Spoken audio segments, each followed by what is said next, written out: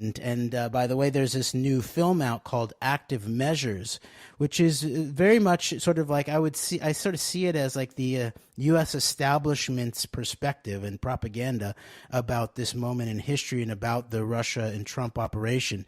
And in the mix of that is a lot of factual basis that a lot of other folks have been looking at that is very damning in relationship to Trump and his Russian mobbed up background. And what's interesting to me is for people like us who can read the tea leaves a little bit and see the threads that are mixed in there that are not being drawn out, which is so obviously the aspect of the Russian mob that's Jewish, first of all, and then also how that is tied very much back in to these high level operations out of the Siberian state, Israel, and Netanyahu as this obviously close figure. Netanyahu's not mentioned once in the film, but the film opens up early on with a reference to how the way that the Russian mob was sort of came into the United States in a big way was done by one Henry Scoop Jackson, basically the big neocon, congressman who helped create an immigration policy and act to allow in Soviet Jews. And then the film says under that cover, the Soviets opened up the gulags and a lot of Russian crime connected mobsters also used that as an advantage to come out. So that's an interesting piece of the puzzle. Go for it. Oh, I was going to say in that regard, you mentioned Netanyahu, and I think a lot of researchers, as far as who are really serious about researching and exposing the obvious Israeli, not just involvement, but in a lot of ways masterminding of the 9/11 operation, have identified Benjamin Netanyahu as perhaps even being the key, as one of the, if not maybe even at the end of the day, the main 9/11 culprit as far as in a lot of ways. And of course, it was Netanyahu who stated that 9/11 was good for Israel. Of course, he tried to correct himself immediately afterwards, but he said that. And then, you have Trump. We some of the stuff we went through last week here, I'm repeating a little bit, but I feel it bears repeating because it's important to this whole narrative that we're trying to lay out here. And that Trump was the only American, possibly the only American non-Jewish potential donor listed by Netanyahu himself as potential American donor to his campaign. And then Trump goes and makes a campaign ad for Israel. And I would say globally in a lot of ways, maybe outside of elements of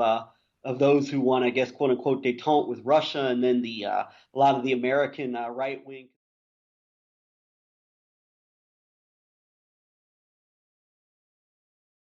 Say the people who have benefited globally, it seems in a lot of ways, if you really look at it, you get all the really look at it, I think, from what we can see and what is on the surface that we can obviously look at factual evidence. The people that have benefited, it seems to me, the most out of Trump's election and the election of bringing in the more hardline elements of the Trump administration that have replaced some of the more moderate figures, maybe your McMasters and your Tillersons, have been, I think, the Israelis, and particularly the right wing in Israel, and that being the government of Benjamin Netanyahu, which is always the first, it seems like, to compliment Donald Trump on just about anything he does. So I think you look at Netanyahu himself as being a key figure in the 9/11 and 11/9 operations as it directly relates to Israel. So I just want to throw that in there. I think that's a core point. Netanyahu as the key figure in that connects 9/11 to 11/9. Exactly. There it is.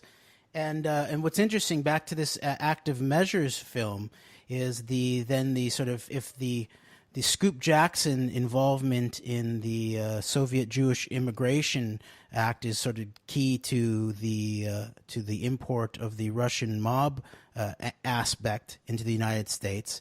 And by the way, just an aside here, the people who are, all into the sort of the Q type, the InfoWars Breitbart type, a focus on such figures as Bruce Orr, or people like that, should go actually look at Bruce Orr's background in targeting for actions under the Department of Justice the Russian mob.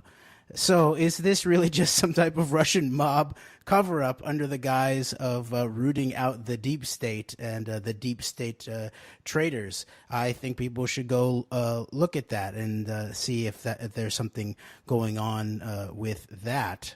And that is a common thing here in terms of the people that are being attacked. Is there that includes Steele, that includes what's his name, the journalist that we've covered briefly, who worked for the Wall Street Journal before. What's his? You remember? Glenn Simpson. Glenn Simpson, Yeah, and even to an extent, Mueller himself and James Comey to an extent too. That is true, and there Semyon Mogilevich was on the FBI's 10 Most Wanted at some point, and people such as Manafort and his relationship with Bob Dole. I remember the big hook-nosed fella. Even people like Bob Dole, I believe, were involved in advocating for things like getting Mogilevich off of that. I don't know if I haven't followed that up, but that's in the background there. And so the commonality, though, in terms of the people who are being focused on, whether it's Christopher Steele or they all have a background in relationship to some of this connection between the Russian mob and Russian intelligence. And so that is pretty interesting, if you think about it. So then back to this active measures film, if the front end is Scoop Jackson, the sort of arch neocon congressman, and who's has an institute named after him, that's all still at the heart of the people who are surrounding the Trump operation and the Gaffneys and all of that. Then on the back end, one of the last scenes is at the Trump inauguration, and when you see Trump at the podium, you see just a few faces that I can make out, and one of them is Barack Obama, and behind him is Dan Quayle. But the most joyous face popping out on the other side, on the viewer's left side, is Sheldon Adelson's wife. What's her name again? Miriam Adelson. Miriam Adelson. She is just overjoyed and very, very close for a private citizen. So there you go. So that's right in the background there. And then in the middle of the active measures film, it talks about this key speech, this key moment at the Mayflower Hotel when Trump was beginning to outline his national security advisors and plan, and this is when things that had to do with Russian interests were apparently inserted into the campaign plans, and then they mentioned the Center for the National Interest, run by Demitri Symes, who's now come back into the news with this Butina arrest, and how Butina was having conversations, and I believe in relationship to torsion, to one Maurice Hank Greenberg, who's on the board, who I believe chairs the board, who's an honorary chair of the board for the Center for the National Interest, along with one Henry Kissinger. And so people might want to go back to our antidote about who's in charge. Trump, Kissinger, or Mega, I think is something like that. Yeah. And then we just briefly read through who else is on the board of the Center for the National Interest. You have Henry Kissinger, Hank Greenberg, and let me remind people who Hank Greenberg really is. Maurice Greenberg, he's been deeply embedded in at the conjunction of the highest levels of U.S. Corporate establishment and the U.S. Intelligence establishment at the same time. And it looks very much like there's a deep tie back to Israel, very likely.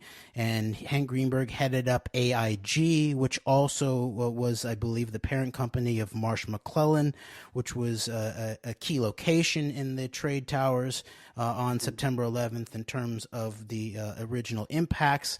But then also Kroll, the corporate intelligence group that was in control of the human security at the trade towers in the run-up to September 11th was also under the control of Hank Greenberg's AIG. I'm glad you mentioned the Greenberg, Kissinger, Marsh McLennan, because Marsh McLennan, of course, is where Paul Bremer was the head of, which he miraculously missed work and went on TV to blame Osama bin Laden within hours while hundreds of his employees were dying.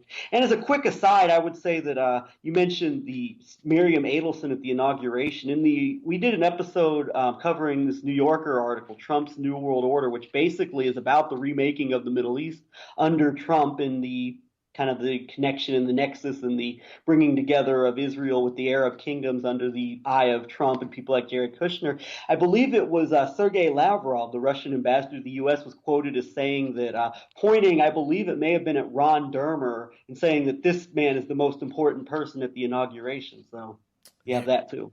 That's very interesting. And then also the inauguration is a key locus too in terms of it looks very possible that the inauguration itself was a Russian mob money laundering potential operation, and you see some of these oligarchs that we've talked about before who are front and center there, including people like Blavatnik. And what I would imagine is in the background are some of these more people who have been put on lists, such as the money of people like Demitri Firtash, Oleg Deripaska, people who are much more deeply in the Russian sphere.